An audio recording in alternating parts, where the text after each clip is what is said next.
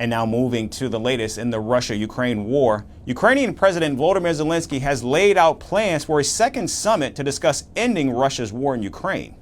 President Zelensky said Russia should join a second summit aimed at securing lasting peace in November.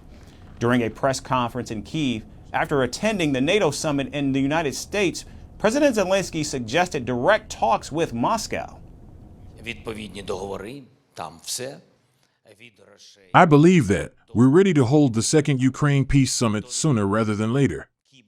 And I believe that representatives of Russia should be present at the second summit. Now, last month, Ukraine hosted leaders from 92 countries at the first summit in Switzerland to advance its peace blueprint. Now, Russia was not invited to the event and dismissed it as a non-starter. Even China was absent from the event.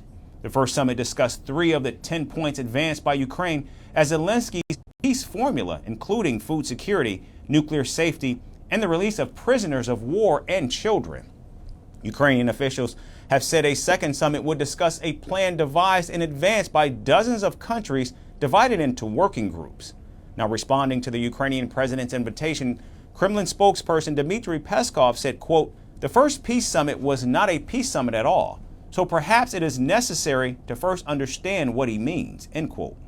Time and again, President Zelensky has clarified that Ukraine is not being pressured to negotiate with Russia and that Western support isn't conditional on talks.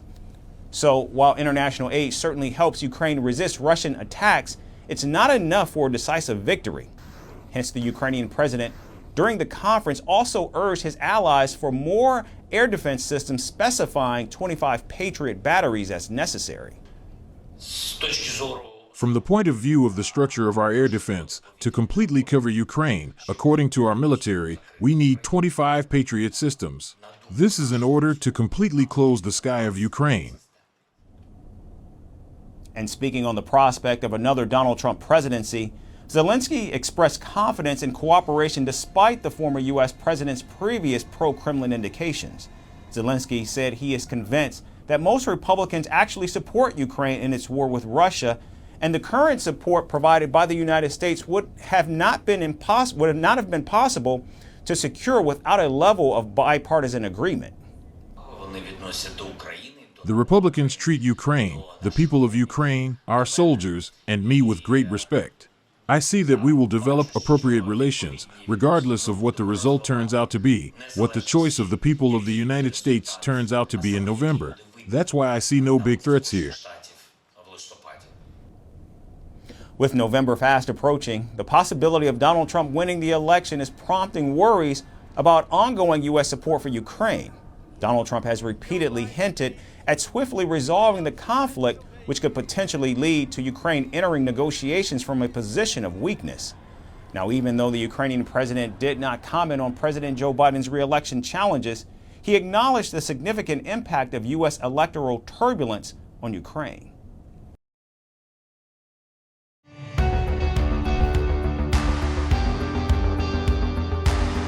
Across continents, one powerful news source.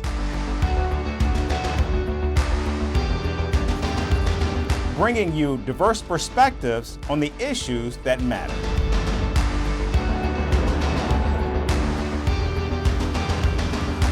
We go beyond the boundaries to give you that little extra about every sporting moment.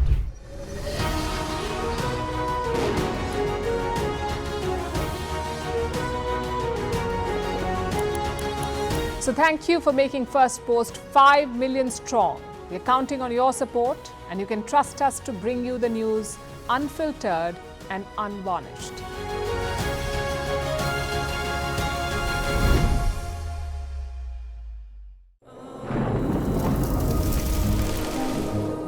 Climate change is on our doorstep.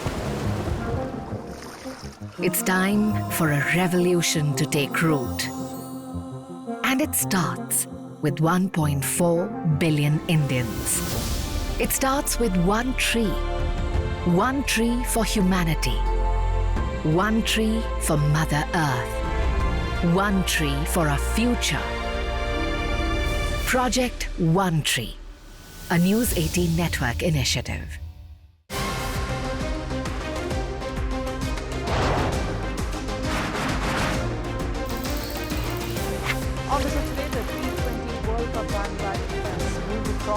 destiny